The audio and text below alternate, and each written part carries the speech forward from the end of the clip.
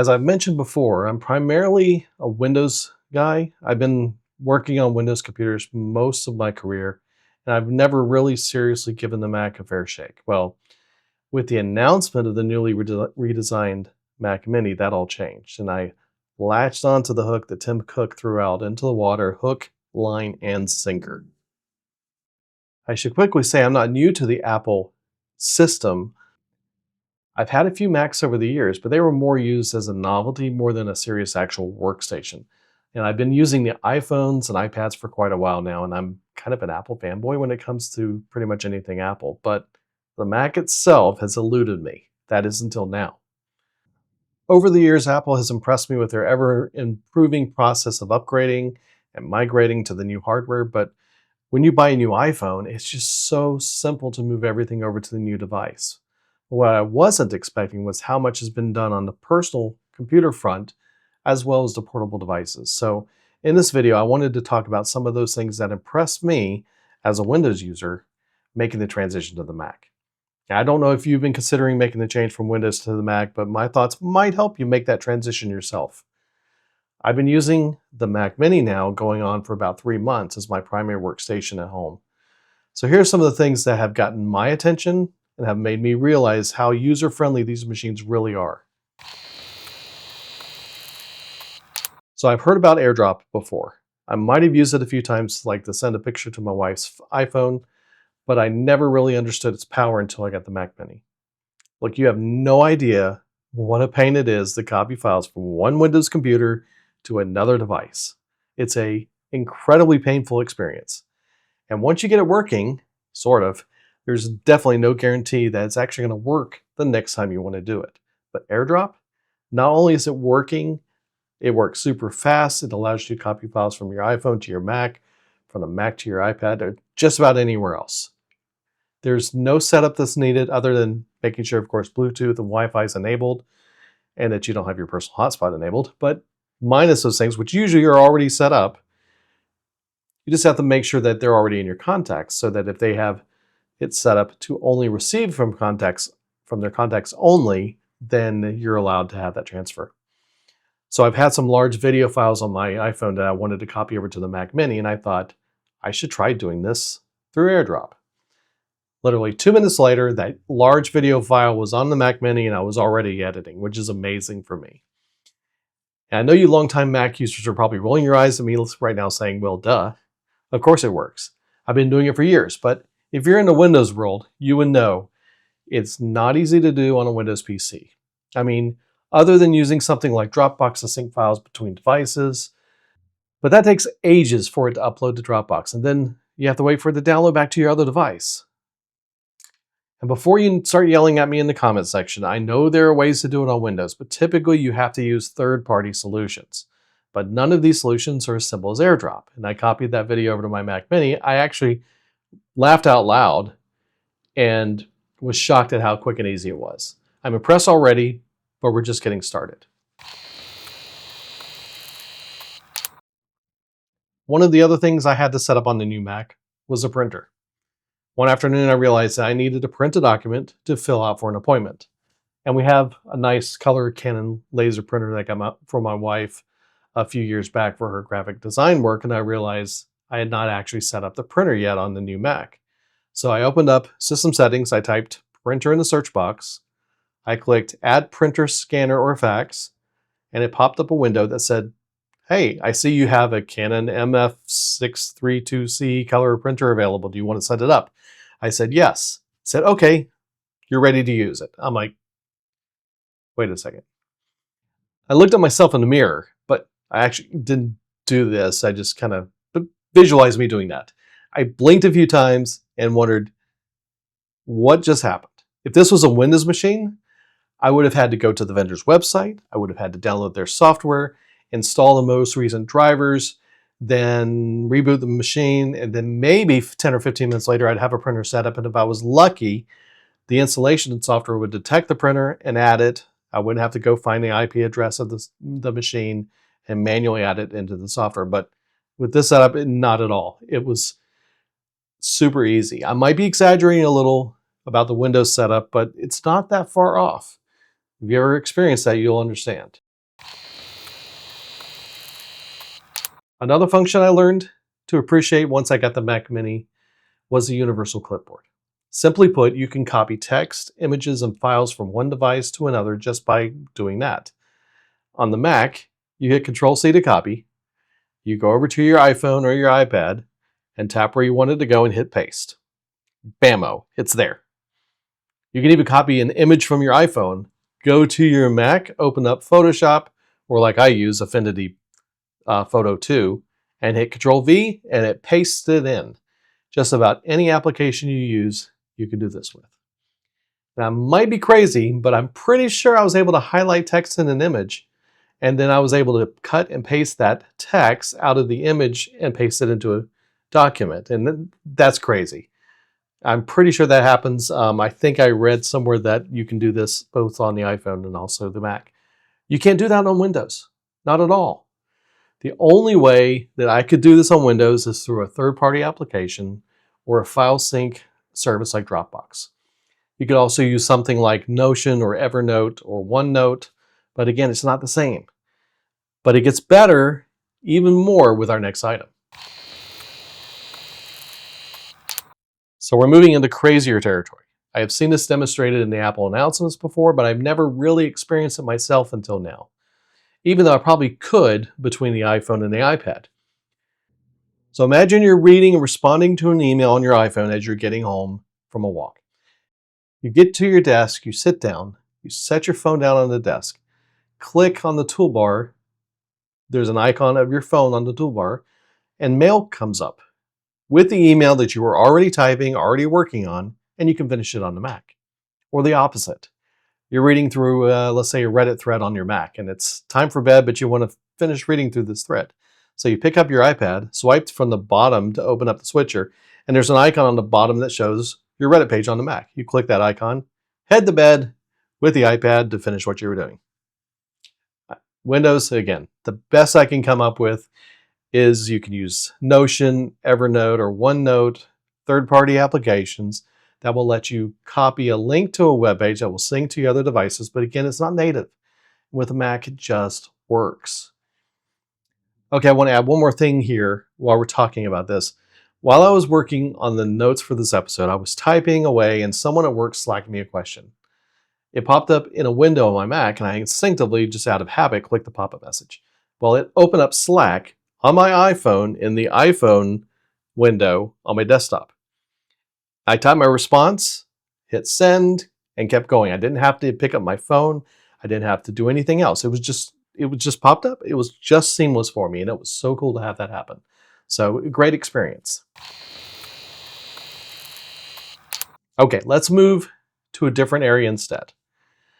I think we covered the simple stuff pretty well so far, but here's one that is pretty slick. What if you were out in a coffee shop, working with your MacBook, and you just wish you had a little more screen space for multitasking? Well, what happens if you just happen to have your iPad with you? You pull out the iPad, you set it up, bring in displays on your system settings on the MacBook, and click on the plus sign and select it, and there you have it. A second screen you can use with your laptop has a second display. Drag windows over to it, open files, folders, all of it wirelessly. You can also plug in a USB-C cable to your MacBook and connect to the iPad for even better connectivity. In Windows, well, you can't do it by default, but you can have a couple of third-party options that can do the same thing. But in my experience, there's been a little bit of lag between those. The only one that I've actually used in the past was Duet Display, which was really cool at the time when it came out, but there's a cost to that. And again, it's a third-party solution, but this just works on a Mac, and it's just stupid easy. So what can you say? Now, one of the things I really wanted to take advantage of and play around with was continuity camera. In the past, I've hosted a podcast for years where we've live streamed our show online. And I've done a lot of video work over the years, and I have a pretty good webcam, the Logitech, I think it's the C920 Pro. But primarily I'm using it now with my work machine for Teams calls. And in 2022, Apple introduced continuity camera, and I was very intrigued by it, seeing it in the announcements. The ability to use your phone, your iPhone, as a webcam is really, really nice. It's a camera on an iPhone is so good. In fact, I'm using it right now. I also want to play around with the center stage and the ability to show your desktop view on a call. I don't really have a use case for it, but it's so cool. I've done a few calls with the group I work with sometimes using it, and I've also used it a few times on FaceTime calls, and it's really, really good. The camera, that is, not the desktop view. My biggest issue, though, has been finding a way to mount the phone above my existing monitors, and I did finally get a working solution that seems to work pretty well, and we're going to go with that for now. Now, doing this with Windows. Again, not natively. There are some third-party applications that let you use your iPhone as a webcam, but again, it just works on a Mac. I mean, I get it. It's their hardware and their software, so it's much easier to work with. Windows has to support so many different manufacturers that it can be very difficult to make everything work together. So Apple does have an advantage here. Okay, this next one's something simple, but it's really nice when you sit down to your computer and within a few microseconds, it's unlocked, ready to use because you have your Apple Watch on and set up to unlock the machine. It's super simple. It's not a big deal, but it's just one of those things that makes life easier without much effort. And I'll not compare this to Windows because you don't have it. Can't do it. Not the same.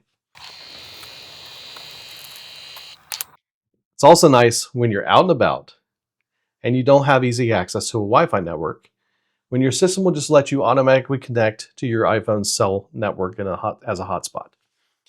But even better is that this works even with people in your family's group.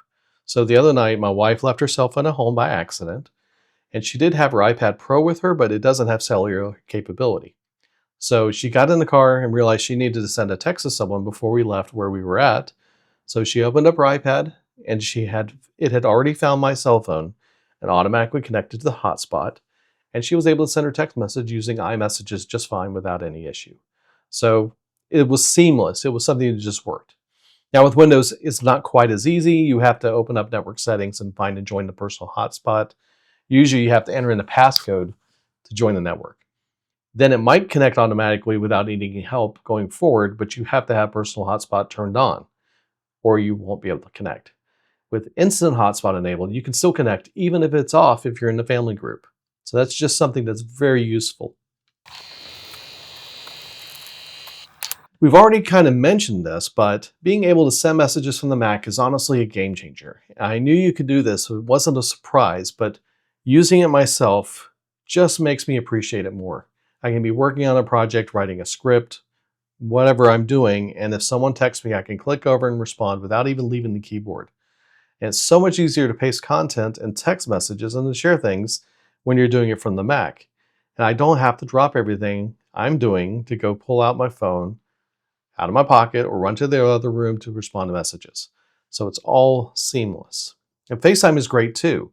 Sure, I can do calls with others using my other applications like Discord, Zoom, etc. But most of my family now is on Apple devices, and I can just connect to them over FaceTime.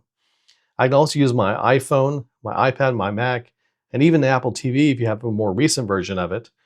And I'm waiting basically for Apple to upgrade the Apple TV before I upgrade mine, because the one I have is the original 4K Apple TV and it doesn't support FaceTime calls using your iPhone.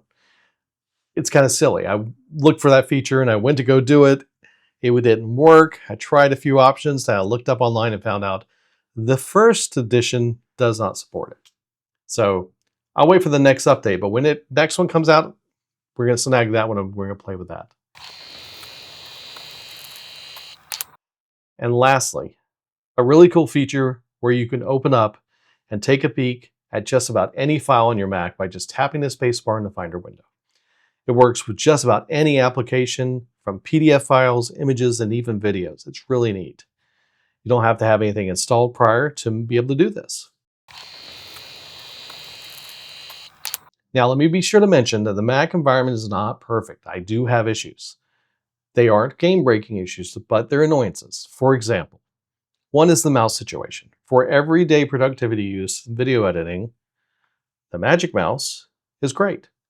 I really like the scroll function on top of the mouse. It's great. It's easy to use. Now, there is the obvious charge port location issue everyone has already discussed already, but my issue is with gaming. It's fine for simple games like Balatro and other card games, but games like No Man's Sky, I find it much better to plug in one of my USB wired gaming mice that I use with my Windows machine. And I'm not even going to try playing that game using a trackpad. That would be horrible. The other issue I have is with the speakers. The Mac Mini has a built-in speaker, but for my purposes, it's not even something to consider.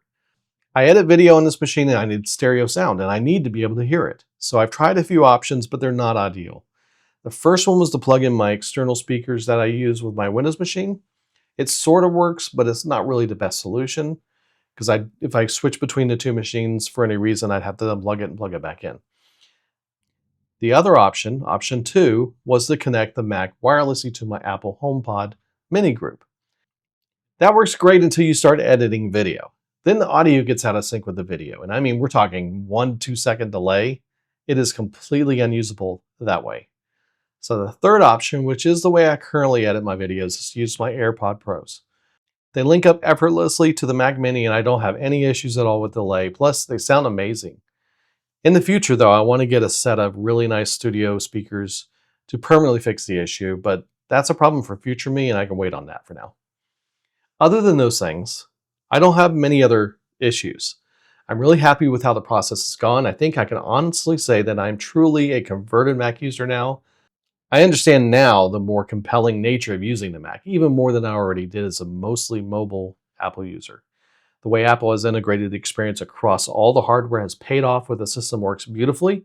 And of course, it makes you want to just stick with Apple products as much as you can, which is probably the whole point. In the end, they want to sell more Apple devices if they can. And I'm more than willing to comply. Anyway, I will wrap up this video. I hope it's opened your eyes to the amazing things these devices can do.